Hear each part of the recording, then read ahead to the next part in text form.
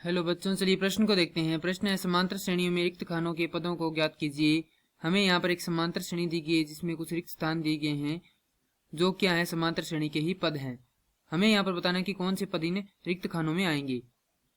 तो प्रथम पद दिया गया ऋणात्मक 4, द्वितीय पद में हमें एक खाना दिया गया, इसी प्रकार तृतीय, चतुर्थ, पंचम, यानी कि यहाँ पर हमें 4 रिक्त खाने दिए गए हैं। छठा पद है हमारे पास 6। तो अब प्रश्न को हल करें उससे पहले जो प्रश्न की मुख्य अवधारणा उस पर विचार कर लेते हैं। तो इस प्रश्न के लिए जो मुख्य अवधारणा है वह हो जाएगी समांतर श्रेणी। अर्थात हम यहाँ पर यह देखेंगे कि समांतर श्रेणी क्या होती है। तो वह अनुक्रम जिसके प्रत्येक दो क्रमागत पदों का अंतर समान रहे समांतर श्रेणी कहलाती है।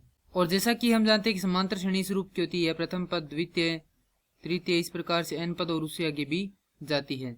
प्रथम पद को हम निरूपित करते हैं a द्वारा, द्वितीय पद को a योग d द्वारा, तृतीय पद को a योग 2d द्वारा। इसी प्रकार जो nवां पद है उसे निरूपित करते हैं a योग n घटाव 1 गुणा में d द्वारा।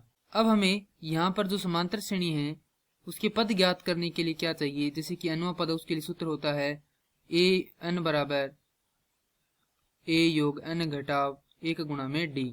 तो यहाँ पर हमें चाहिए एक तो a का मान और दूसरा चाहिए d का मान। चूंकि a क्या होता है, प्रथम पद होता है, तो हमारे पास a का मान है ऋणात्मक 4।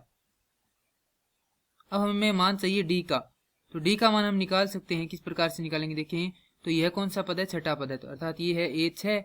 तो a6 बराबर, जैसा कि हम जानते हैं कि होता है a योग 5d।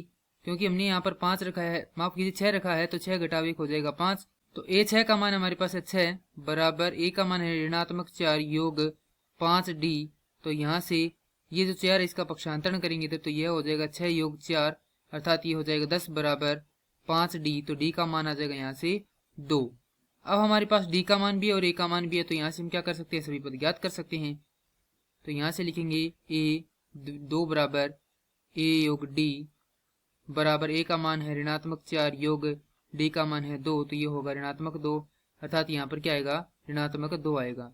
उसके बाद a3 बराबर होता है a योग 2d, अर्थात ऋणात्मक 4 योग 2 गुणा 2 अर्थात 4 बराबर 0, तो ये हो जाएगा 0। इसी प्रकार चौथा पद आएगा यहाँ पर a योग 3d बराबर ऋणात्मक 4 योग 6 बराबर 2, क्योंकि 6 में से 4 घटाएंगे तो हमारे पास कितना आएगा, 2 आएगा, तो ये आ जाएगा यहाँ पर 2।